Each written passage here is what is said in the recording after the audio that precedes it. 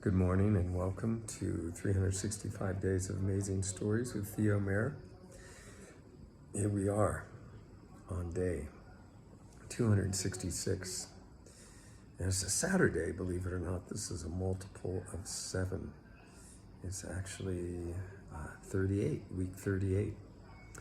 And I'm continuing stories from my life as a steward. Now, you might remember that when I was sharing things with you last, I was kind of talking about boats. Now, sailboats are pretty amazing. And when I was traveling down in South America, Central America, on the way to South America, and I believe the year was 1979 into 1980, I happened to arrive on the island of Roatan in Honduras. I traveled with my friend Nate Cooperman, and from the mainland of Honduras we hopped on the little cargo boat, and we actually got passage because we agreed to help unload the cargo at whatever stop we made. There were a number of islands in this little island chain in Honduras. First one we came to was the island of Utila. The people there were just incredible. There was a group of young men, probably about our age, that were there, and we were the only tourists on that island of Utila. We got a place in a little kind of shack, and these 4 young men befriended us and took us out to the other side of the island, which you could walk to quite easily. And we went out and speared fish, and they brought plantain and a little grill. And right there on the beach, we created this incredible little feast. In fact, it was at Utila that we hooked up with the cargo boat. From the cargo boat, we went to Roatan. And from Roatan, we went to at least one other island where the entire village was built on stilts and was over the top of the water. And that was an exciting entryway because we'd gotten there in the evening, and usually there was a light that marked the entrance to the place that a boat could get through, which wasn't a very big place. But unfortunately, the generator was down at the island, so there was no light anywhere, except there were a couple burning lamps that you could see where the village was. The islands were surrounded by coral reefs, and so if you got too close to some part of the island, and you were in a wooden boat, which we were, it would tear a hole in the wood without much problem at all.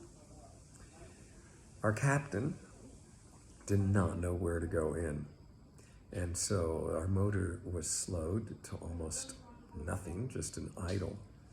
And we began to kind of ply our way forward in the direction of where we could see the candlelight or the lantern lights burning. And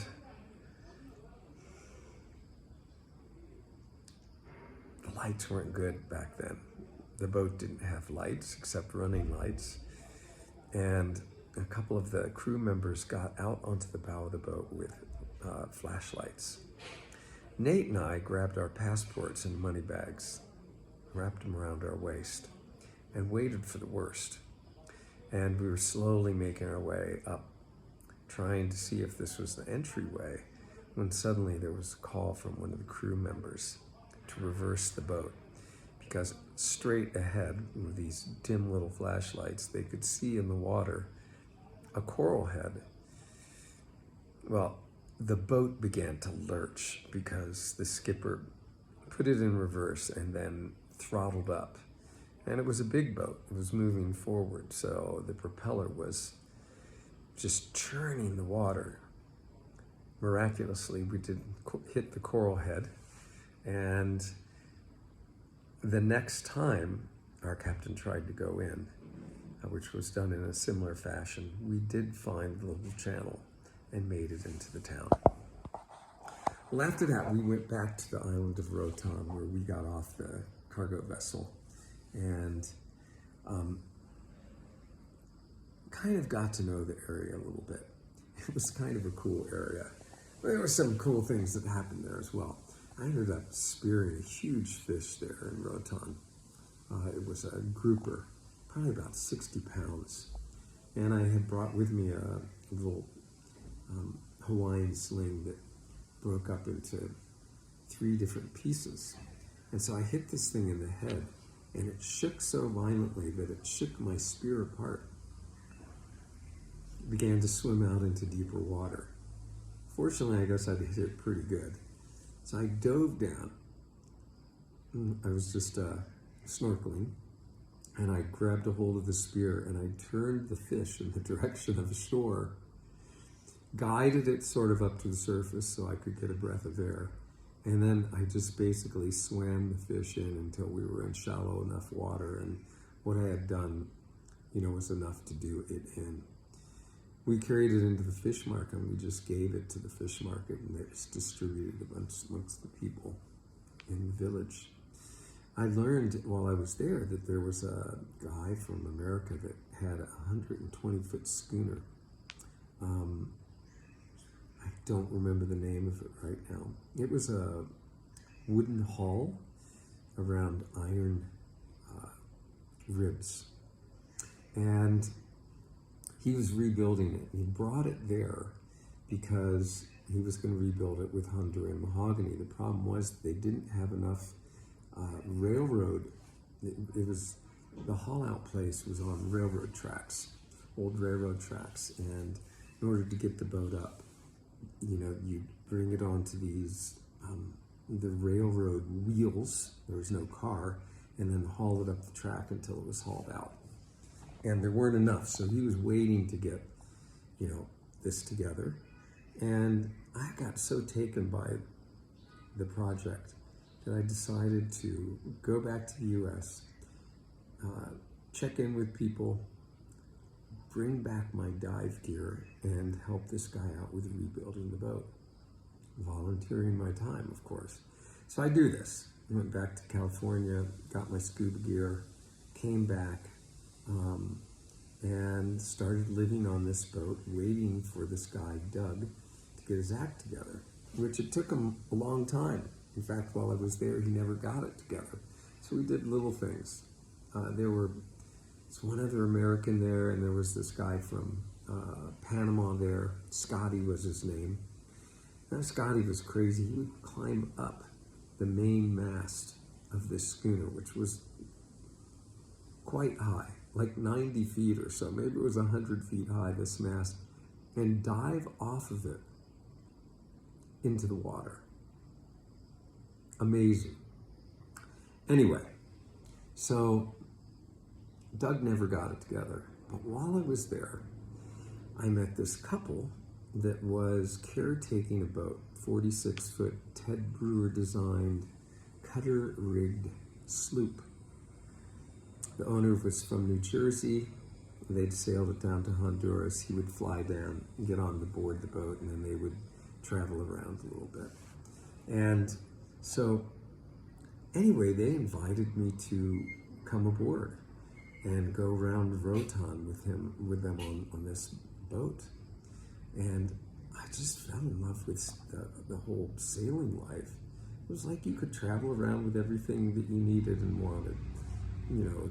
Kitchen, bedding, living room, and the ability to move it around on water anywhere. I spent a few weeks with them, traveling around the island, doing a few little chores that were underwater chores, before I ended up sailing back to the US on another 46-foot sloop with a French family, because Doug just wasn't going to ever get it together. That started really my love of sailboats. And when I got back to the US, I ended up buying a 22.5-foot fiberglass boat. It was a Pearson Electra. And it was a cool little boat, very, very beefy in terms of the fiberglass. It was sort of overbuilt. And when it came time to haul the boat out and redo the bottom, which you needed to do every year and a half or 2 years, I decided that I would careen it.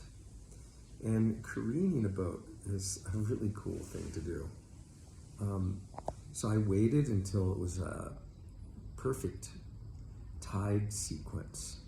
And I waited until there was going to be a high tide very early in the morning, like around 5 in the morning, just as it was beginning to get light. And I rowed my boat with my dinghy, pulling it with my dinghy, inside where the harbor was, in between wharf number 1 and kind of where all the boats are tied up in the marina. I rowed it in there and pulled it in as far as I could onto the shore. Remember, it was high tide. So the boat hits bottom. I have a rope from it. My dinghy is on to the shore at this point. I take the rope and I tie it off on one of these railings that was up the hill. And then I get another rope from another place on the boat. I go up to another railing that's a little ways apart from it. And I begin to wait. And as I wait, the tide goes out. And as the tide goes out, the boat is held. So the keel is on the bottom. And I pull the boat to one side. And so it lays down on its side, allowing me to work on the other side, to sand it, scrub it until I can paint it. It dries in a couple of hours and I paint it. And then the tide comes back in about 12 hours later and floats the boat again, and I pull it off. Do the other side the next day. That was an incredibly cool thing to do. And it was free. You don't have to pay for haul-out fees.